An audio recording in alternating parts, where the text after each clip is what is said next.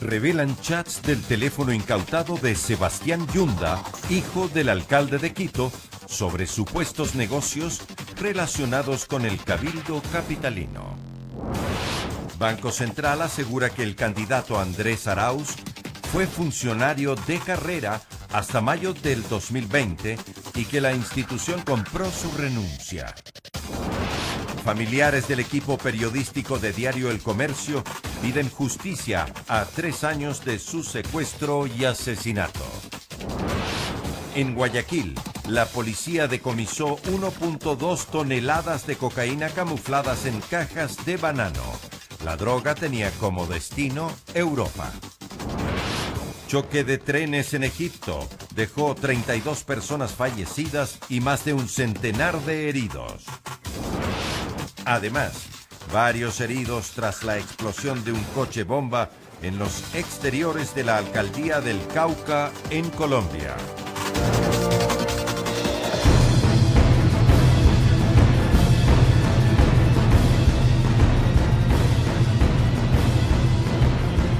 Bienvenidos a la emisión estelar del Comercio TV. Así es, esta es la noticia destacada del día.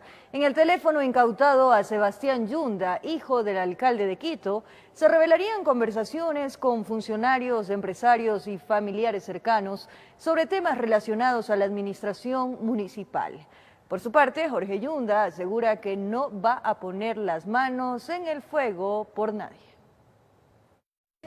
Tras las pericias realizadas al teléfono celular del hijo del alcalde incautado durante el allanamiento al domicilio del burgomaestre capitalino, diligencia por el caso de presunto peculado por la compra de 100.000 pruebas COVID que realizó el municipio, Fiscalía habría hallado conversaciones de Sebastián Yunda con familiares cercanos, funcionarios del municipio y empresarios sobre posibles negocios y temas relacionados con la administración municipal. No voy a poner la mano absolutamente en el fuego por nadie, ni por familiares, ni amigos, ni compadres, ni funcionarios. Yo respondo por mis actos. Según el alcalde Jorge Yunda, está analizando qué autoridades municipales habrían participado en las reuniones que se mencionan en los chats. En un museo de Quito se realizó una reunión de gabinete a la que acudieron todos los funcionarios. Yo tengo prohibido a los funcionarios míos de que reciban llamadas de familiares. En ese contexto también casa adentro estoy analizando quiénes estuvieron y se verifica esa información. Hasta el momento no me han dicho que se ha concretado ninguna de esas cosas que están escritas o que se me han hecho llegar. En las conversaciones se evidenciaría que el hijo del alcalde estaba al tanto del contrato de las pruebas COVID y que conocía sobre la calidad de los reactivos de origen coreano. En un chat con un familiar dice lo siguiente: para colmo, las pruebas son falsas. Los chats dicen que son falsas las pruebas. No son falsas las pruebas, en absoluto. En el intercambio de mensajes sale a la luz que Sebastián Yunda aparentemente solicitaba a una funcionaria de la Secretaría de Salud que le ayude con la toma de pruebas de diagnóstico para un grupo de allegados. Estefi, un gusto saludarte primero. Tengo unas personas allegadas que quieren hacerse la prueba.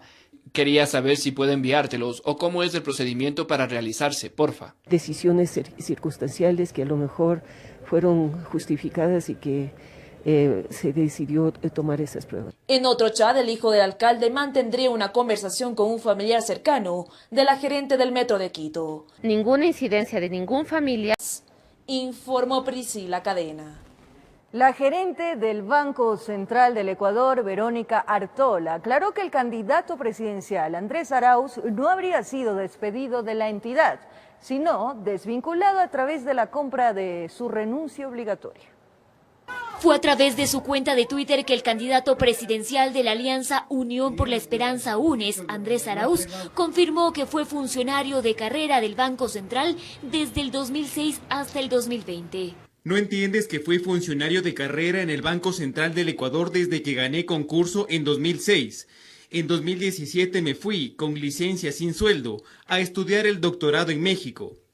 Y en 2020, como a miles de otros servidores públicos, mientras estudiaba, Moreno me despidió. Fin. Fui despedido, sin ninguna razón.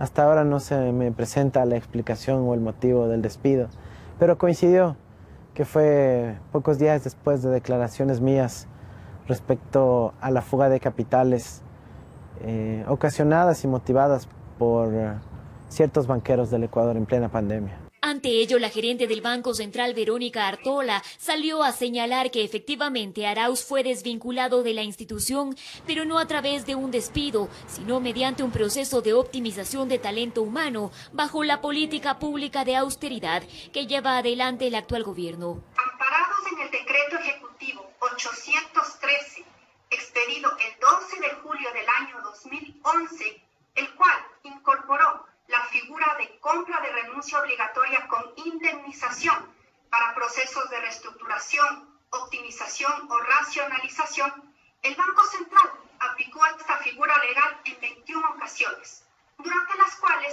el señor Arauz también fue desvinculado en el año 2020 en el mes de mayo.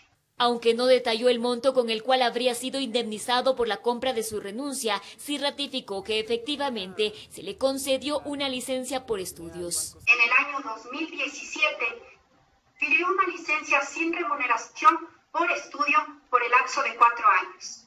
En Quito informó Adriana Rojas. El ministro de Economía, Mauricio Pozo, argumentó que acudirá a la Fiscalía las veces que sean necesarias para rendir su versión por la investigación de supuestas irregularidades en el plan de vacunación en la fase 0. Por este caso, la primera dama también rindió su testimonio, pero vía telemática. La semana de comparecencias en la Fiscalía General del Estado culminó con la toma de versión libre y voluntaria. Mauricio Pozo, ministro de Economía. El secretario de Estado fue escueto en su declaración a la salida de la diligencia legal. Vengo haciendo mi declaración libre y voluntaria a la Fiscalía, explicando el proceso. Vendré las veces que sean necesarias, aquí no hay absolutamente nada que ocultar. El abogado Pedro Crespo defiende a Pozo. De igual forma prefirió ser cauto en su pronunciamiento. Por encontrarnos en una investigación previa, es una versión de carácter confidencial, como ustedes podrán entender. Sin embargo, se dijo la verdad de los hechos, como ya lo ha manifestado el señor ministro, no hay absolutamente nada que ocultar. Él ya lo ha mencionado previamente, se recibió la vacuna, sí, pero eso no constituye bajo ningún punto de vista un tema delictual. Pozo, antes de abandonar la Fiscalía General del Estado Centro Norte de Quito, fue claro al responder sobre la no existencia de un plan de vacunación contra el COVID-19. Yo manejo la economía del país, no la salud, así que ese tema, por favor, lo consultan con él. Yo solo suministro los recursos que se requieren para esto. Todo lo que sea necesario, y como esto no se ha acabado, si el día de mañana hay que entregar más recursos, se entregará todo lo que sea necesario. Acto seguido se receptó la versión de su esposa Patricia de las Mercedes Donoso y vía telemática de Julio Recalde, ministro de Vivienda, y de Rocío González, esposa del presidente de la República, Lenín Moreno. El pasado 29 de enero la Fiscalía inició una indagación previa por el presunto delito de tráfico de influencias, por supuestas irregularidades en la primera fase de vacunación, donde supuestamente se colaron personas que no estaban en la lista. Pablo Encalada, abogado del exministro de Salud Juan Carlos Ceballos, justificó el hecho. Sin dejar de ser crítico con el proceso, no podemos admitir o no creemos que se haya cometido ninguna infracción.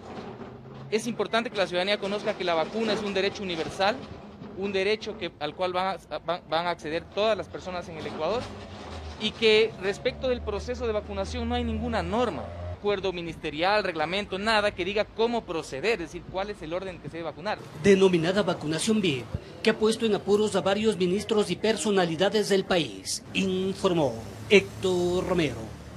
La tarde de este viernes se tenía previsto firmar el convenio entre el Ministerio de Salud Pública y la Alcaldía de Quito para las 3.200.000 vacunas que servirán para inocular a la capital y cantones aledaños. Sin embargo, no se firmó el acuerdo por la ausencia del ministro de Salud, Mauro Falconi, quien dio positivo para coronavirus.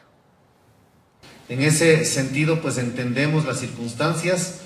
Me ha ratificado que el plan de vacunación está en marcha y que se cumplirá absolutamente todos los lineamientos ya previamente acordados.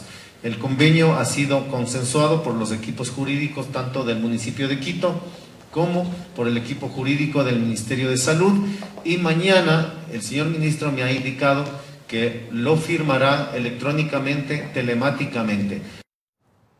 El hospital IES Sur llegó este viernes a su pico más alto de pacientes internados por COVID-19. Producto de eso, la Casa de Salud se encuentra saturada en todas sus áreas.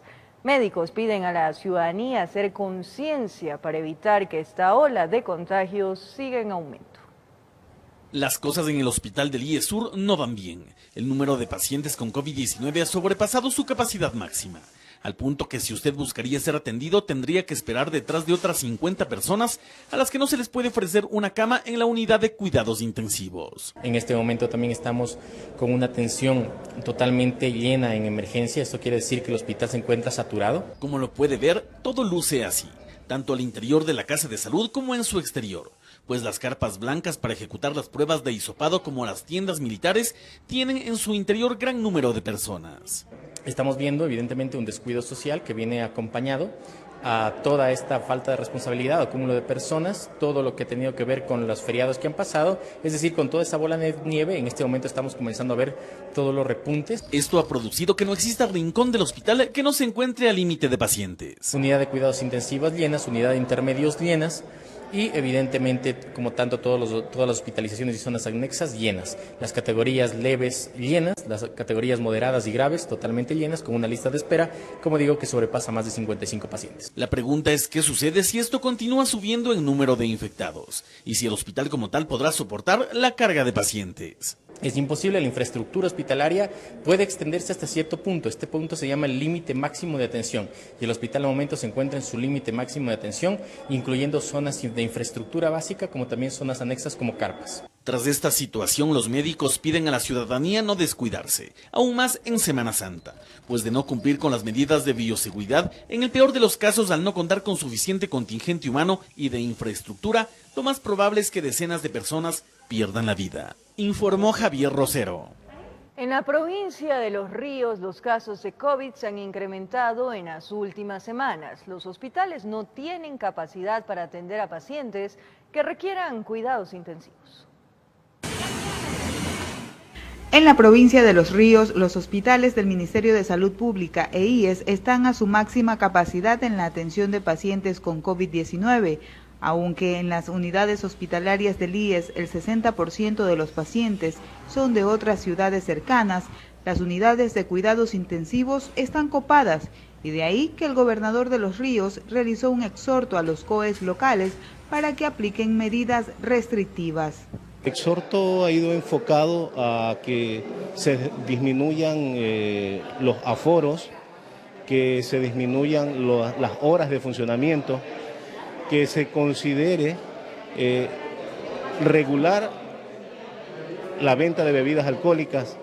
En los hospitales del Ministerio de Salud Pública en Los Ríos no existen unidades de cuidados intensivos. Por eso, los pacientes deben ser derivados a la ciudad de Guayaquil, que también se encuentra colapsada. Así, el alcalde de Babahoyo anunció las medidas del COE local. Hay que disponer a las instituciones públicas y privadas que realicen sus actividades un aforo al 50% de los servidores públicos y o privados, desde el 1 al 30 de abril del presente año, con motivo de seguir reduciendo la velocidad del contagio que se está dando dentro de las instituciones. En Quevedo, el COE dio a conocer que el abastecimiento de tanques de oxígeno presenta problemas. Exhortamos a todos los ciudadanos que nos pongamos la mano en el corazón. Hemos bajado la guardia, no nos estamos cuidando y esto está ocasionando que nuestros familiares, nuestra gente esté muriendo. Los balnearios a nivel de la provincia estarán cerrados durante el próximo feriado. Desde Los Ríos, informó Odette Camacho. Seguimos recorriendo el país. La provincia del Guayas endurecerá los controles para evitar contagios en el feriado. Cerca de 7.000 policías trabajarán para que se cumplan con las medidas de bioseguridad. El gobernador del Guayas, Luis Chodillo, fue claro en mencionar que el gobierno no ha decretado estado de excepción. Como hasta el momento por el parte del gobierno nacional no está contemplado aquello, nosotros lo que estamos tomando son medidas preventivas. Esto tras el feriado de Semana Santa que se avecina, de allí que el COE provincial se reunió para delinear varios puntos que serán puestos en marcha en este feriado y evitar así nuevos contagios de COVID-19. Unas directrices por parte del COE nacional, que es el respetar aforos, el tomar las medidas de bioseguridad y las competencias que tiene cada COE cantonal de emitir ciertas restricciones, por ejemplo, ya sea de movilidad o expendio de bebidas alcohólicas, por ejemplo. En la reunión participaron varios delegados de instituciones que velan por el orden y además invitó 2 gobernadores de la provincia de Manabí y Santa Elena, donde estadísticamente se ha identificado que son los puntos donde los guayacenses se mueven en los feriados. En nuestra provincia, especialmente en algunos balnearios como Montañita y el Cantón Salinas, es donde hemos tenido la mayor cantidad de personas y es donde hemos coordinado con las diferentes instituciones en poder realizar y redoblar incluso los operativos. De su parte, la transportación seguirá acatando el aforo permitido, que es del 75%. Y las respectivas medidas de bioseguridad en las respectivas unidades, informó Carlos Julio Gurubendi. Y el Cantón Esmeraldas resolvió mantener el semáforo amarillo frente a los altos niveles de contagios por COVID. La playa de Las Palmas funcionará hasta las 5 de la tarde. Además que actividades deportivas estarán suspendidas para evitar aglomeraciones durante el mes de abril y feriado. Más cantones se suman a las medidas de restricción para contener los contagios por COVID-19. Esmeraldas es uno de ellos. La situación sanitaria, explica la alcaldesa, es preocupante. Esmeraldas prácticamente no tiene hospital, ha colapsado totalmente las camas UCI que teníamos, los 20 ventiladores. También el IES no tiene capacidad. Sosa también menciona que los casos van en aumento todos los días. Las muertes son de 5 a 9 muertes diarias. Y no lo podemos permitir. Por eso entonces, frente a los 3.603 casos positivos que tenemos en la ciudad, más de 2.000 casos sospechosos que se van a incrementar cuando lleve la prueba confirmatoria. Es por ello que resolvieron nuevas medidas. Por ejemplo, restringir la circulación vehicular para los vehículos particulares desde las 0 horas hasta las 4 de la mañana, medida que entrará en vigencia desde el 1 de abril. Restringir la circulación vehicular para motocicletas desde las 10 de la noche hasta las 4 de la mañana, medida que entrará en vigencia desde el 31 de marzo del 2021. Se recuerda que esta restricción vehicular no aplica para el servicio de taxis. ¿Pero qué pasará en el feriado? La playa de Las Palmas estará abierta en un horario específico de lunes a domingo. La playa, usted sabe que está abierta hasta las 5 de la tarde. Sosa menciona que las prácticas deportivas en esa playa están suspendidas. No vamos a permitir el fútbol, los campeonatos que se hacían en la playa, porque eso provoca todas las concentraciones. Además de que se mantiene la prohibición de ingerir bebidas alcohólicas en espacios públicos. El Malecón de Las Palmas recalca que podrá laborar hasta las 23 horas de lunes a domingo. Manta también aplicará restricciones frente a la pandemia. Se cerrarán las playas los fines de semana y el feriado. Existe una prohibición de eventos religiosos. Así también los establecimientos comerciales atenderán con el 30% del aforo de lunes a sábado hasta las 10 de la noche. De su lado, Sucre, en Manabí, decidió adoptar el semáforo rojo. Aquí se prohibieron los eventos públicos y privados, además de que no existirán sepelios. Santo Domingo restringe las actividades económicas desde las 10 de la noche hasta las 4 de la mañana, además de que se encuentra suspendida la venta y consumo de bebidas alcohólicas. Mientras que Chone, con su alerta naranja, restringe la circulación desde las 9 de la noche hasta las 5 de la mañana. Y recuerda a la ciudadanía que están prohibidas las actividades en bares, discotecas y centros de tolerancia. Informó Marilyn Jaramillo. Pese a la exitosa campaña de vacunación, Chile registra un aumento de casos de COVID-19. Solo en las últimas 24 horas, el país sumó más de 7.000 infecciones, cifra considerada la mayor durante la pandemia. Que Chile es el líder de vacunación a nivel mundial es cierto, pero también es cierto que hoy vuelve a ser uno de los países más afectados por el COVID-19, registrando altas tasas de contagios que ni en los peores momentos de la pandemia se veían. Solo en las últimas 24 horas, esta nación sumó los 7.626 nuevos casos, y a la par, los hospitales están colapsados por la alta demanda de pacientes enfermos y que necesitan un lugar en la unidad de cuidados intensivos.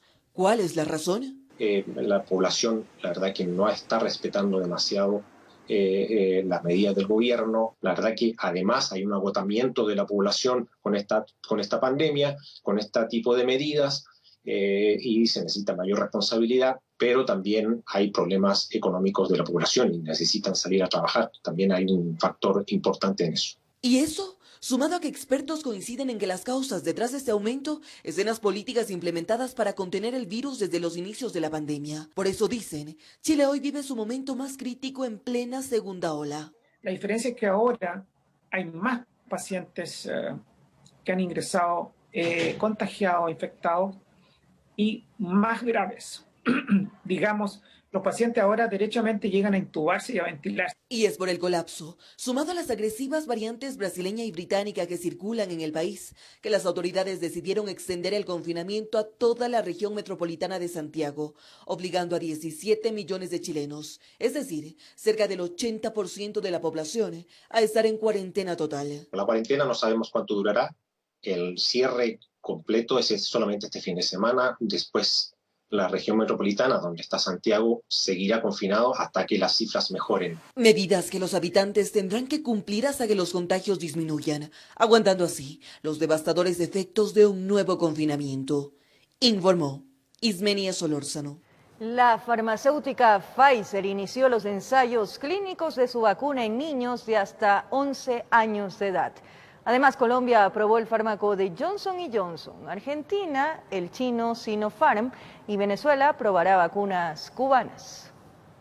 La farmacéutica estadounidense Pfizer inició ensayos clínicos de su vacuna en niños desde 6 meses de edad hasta los 11. Con 144 participantes, la empresa determinará la cantidad a aplicar en los menores, clasificándolos en 3 grupos, de 6 meses a 2 años, de 2 años a 5 y de 5 a 11. Los pequeños recibirán dosis de 10 gramos.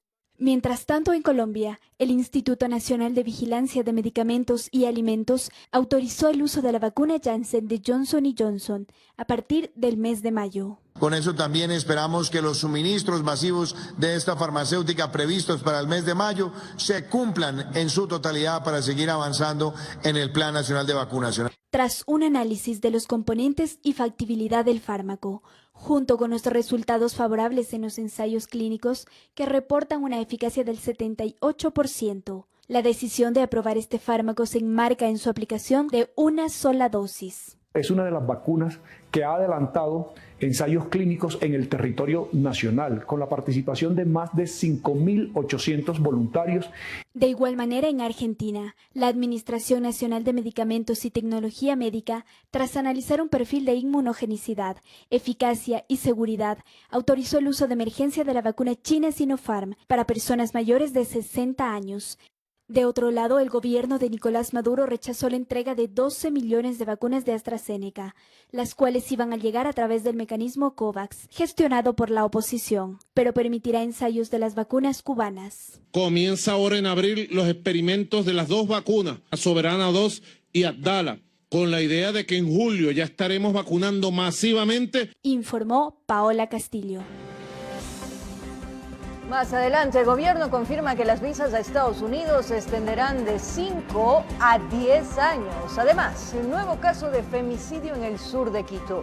Junto al cadáver fue encontrada una bebé de 6 meses con signos de deshidratación. Los detalles en breves minutos.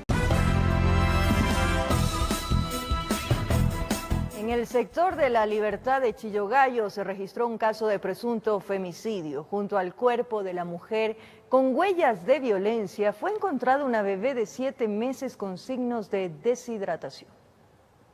La familia no sabía nada de Yolanda. Hace 2 días no contestaba, no llamaba y era extraño porque tampoco la encontraron donde normalmente frecuentaba. La hermana llegó a ver si estaba en casa, tampoco respondía, logró ingresar y se topó con una escena dolorosa. La mujer estaba en el piso y junto a ella la hija de apenas 7 meses. En el momento de abocar conocimiento, recién llegamos a conocer que no ha emitido noticias de ella aproximadamente por 48 horas.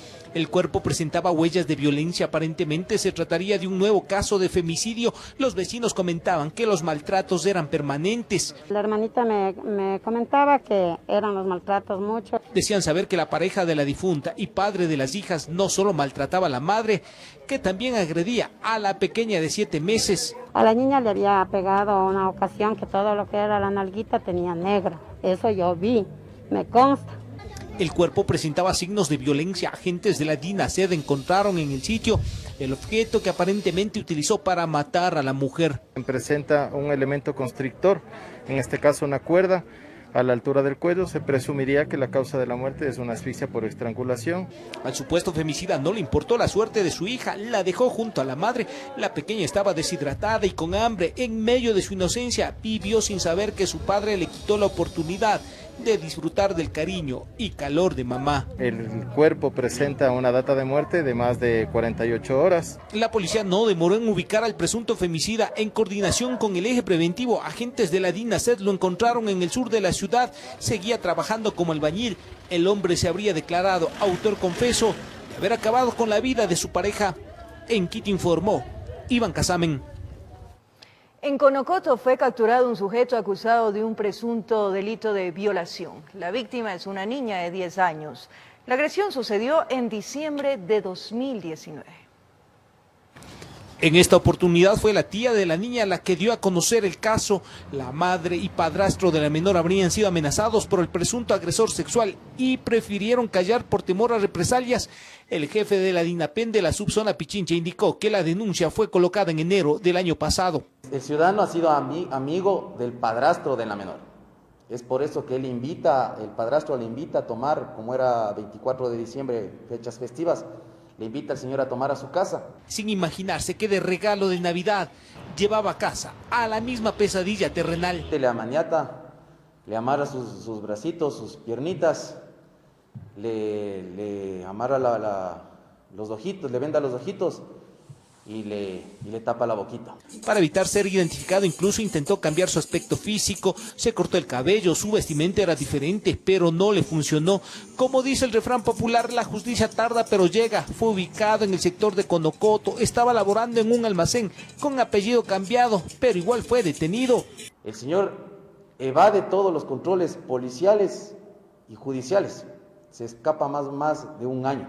Sobre Fabián H., de 31 años de edad, estaba vigente una boleta de captura por el presunto delito de violación. Agentes de la DINAPEN le sorprendieron cuando aparentemente bajó la guardia. Tal vez imaginó que lo que hizo quedó en el olvido y andaba sin remordimientos. Nos dieron ya la boleta de encarcelamiento, ahorita está puesto ya en el CRS La Tacunga. Y posterior de eso indicaron de que ya le van a dar la respectiva sentencia. De ser declarado culpable pasará largos años en la cárcel. En la subzona Pichincha, 3 casos han sido resueltos. En Quito informó Iván Casamen. 8 personas, entre ellas 3 menores de edad, fueron detenidas, acusadas de pretender atentar en contra de integrantes de una banda delictiva. Todo sería parte de una venganza por un crimen ocurrido el miércoles anterior. Armamento letal fue lo que encontraron en poder de este grupo de personas. La policía asegura que serían parte de la organización de los choneros y que pretendían atacar a miembros de la banda contraria, es decir, a los lagartos. Presumiblemente los hoy aprehendidos pertenecerían a la organización delictiva Los Choneros, liderada por el PPL alias Pangora, quienes presuntamente planeaban ejecutar varios hechos delictivos en represalia a la muerte violenta del hoy occiso Osvaldo Wellington Montoya Morán, alias Cachito. Conocedores de estos antecedentes y en vista de los crímenes que ya se estaban cometiendo en el Cantón Milagro, los agentes policiales buscaron la forma de adelantarse a sus nuevos golpes. Así fue como allanaron un domicilio de este cantón, encontrando las evidencias. 2 armas de fuego, una granada de mano tipo limón, 52 cartuchos de diferentes marcas y calibres. 3 de las 8 personas detenidas son menores de edad, incluida una mujer. 2 vehículos fueron retenidos. Se cree que estos automotores eran utilizados por la agrupación para cometer sus delitos.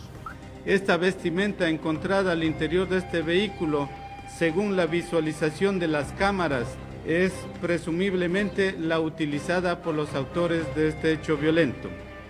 Informó José Morales. Una embarcación la cual pretendía salir de Pozorja fue detenida e inspeccionada por autoridades antinarcóticos de la Policía Nacional. En su interior, gran cantidad de alcaloides, los cuales tenían como destino Europa.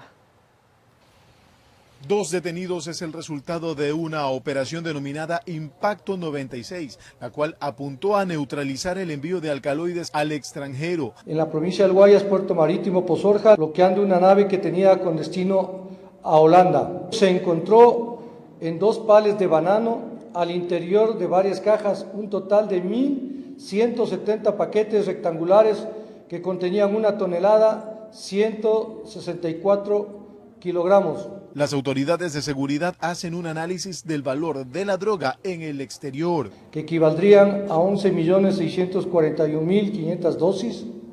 El valor de la droga aprehendida en nuestro país estaría bordeando los 2.211.885 dólares americanos, mientras que tanto en Europa, el lugar de destino, el valor de la droga sería de 64.028.250 dólares americanos. Que seguirán realizando este tipo de operativos. La idea es evitar que se sigan repitiendo los delitos de envío de droga al extranjero. Fueron aprehendidos el representante legal de la empresa y el conductor del cabezal. Vale decir que los 2 detenidos son de nacionalidad ecuatoriana y ninguno de ellos registra antecedentes anteriores. Informó Julio César Saona.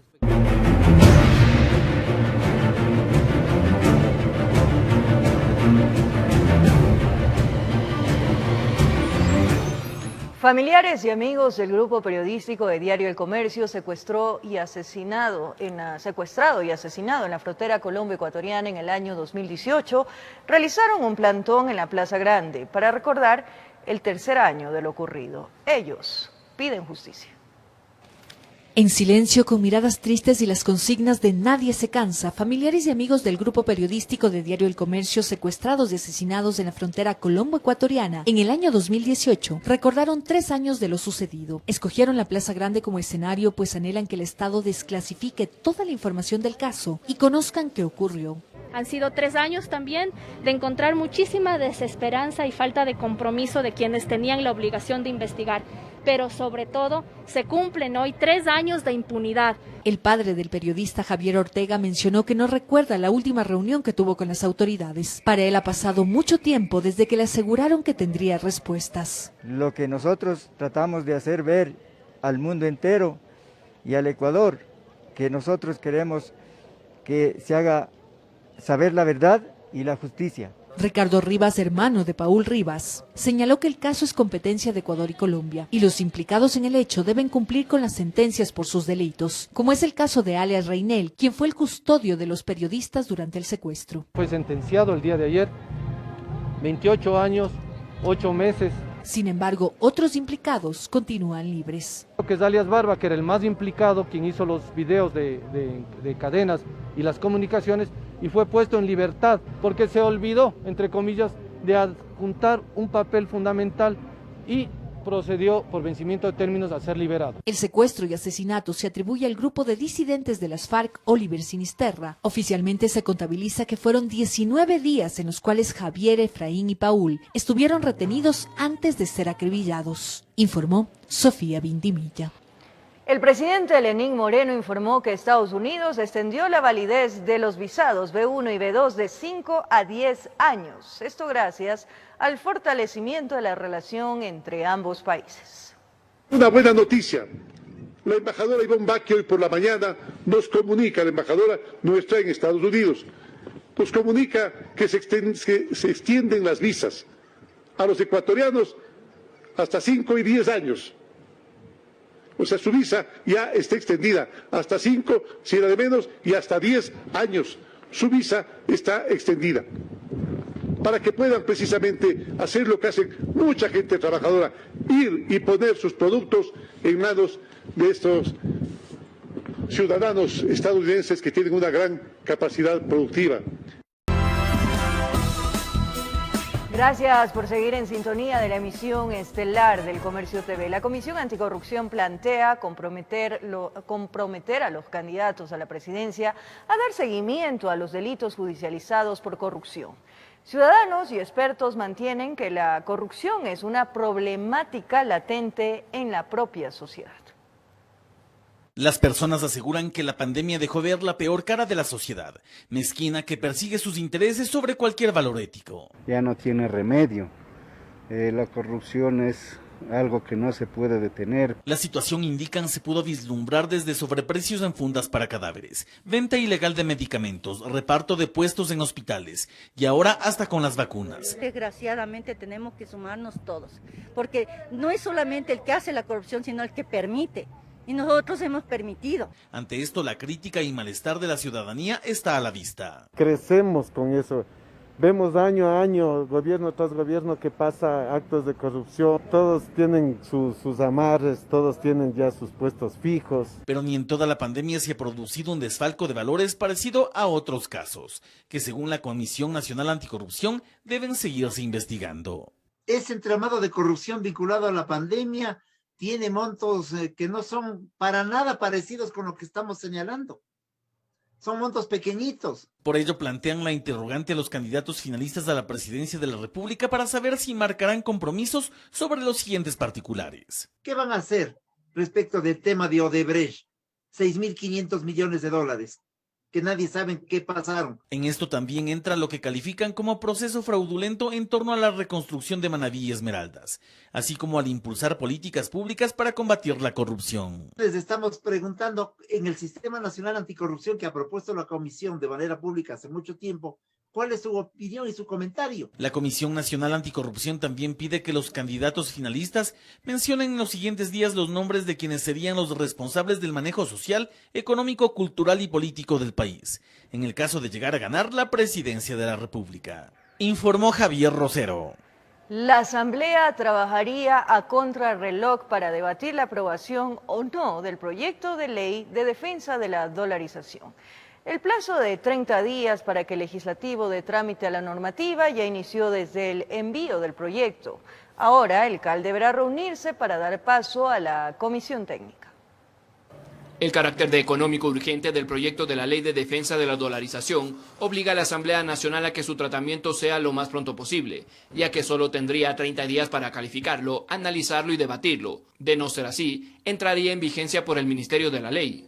Corresponde al Consejo de la Administración Legislativa hacer una reunión urgente para poder calificarlo, previa verificación del cumplimiento de los requisitos. Una vez calificado el proyecto por el Consejo de Administración Legislativa, deberá pasar a la Comisión de Régimen Económico, para que ésta en un plazo de 10 días evalúe y envíe un informe al Pleno de la Legislatura para un primer debate. Luego regresaría a la comisión, tienen un tiempo también semejante y en la siguiente sesión, en un solo debate, tendría ya que aprobarse, modificarse o negarse el proyecto de ley.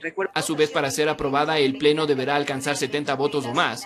De no ser así, será archivada y no podrá tratarse en un año. Lo importante, más allá de la calificación, es el hecho de contar con los 70 votos necesarios para aprobar un proyecto de ley que pueda darle certidumbre a la economía ecuatoriana. El ministro de Economía y Finanzas, Mauricio Pozo, enfatizó que es importante para proteger las reservas internacionales del Banco Central. Este proyecto de ley está destinado precisamente a precautelar esa liquidez, para que no se repita lo que se hizo en el pasado, destinar a gasto del gobierno de turno y que eso finalmente desaparezca. Esta es la tercera vez que el Ejecutivo envía este proyecto a la Asamblea, mismo que se ha venido tratando con la Mesa Técnica Legislativa para pulirlo y pueda ser calificado. Informó Mauricio Sánchez.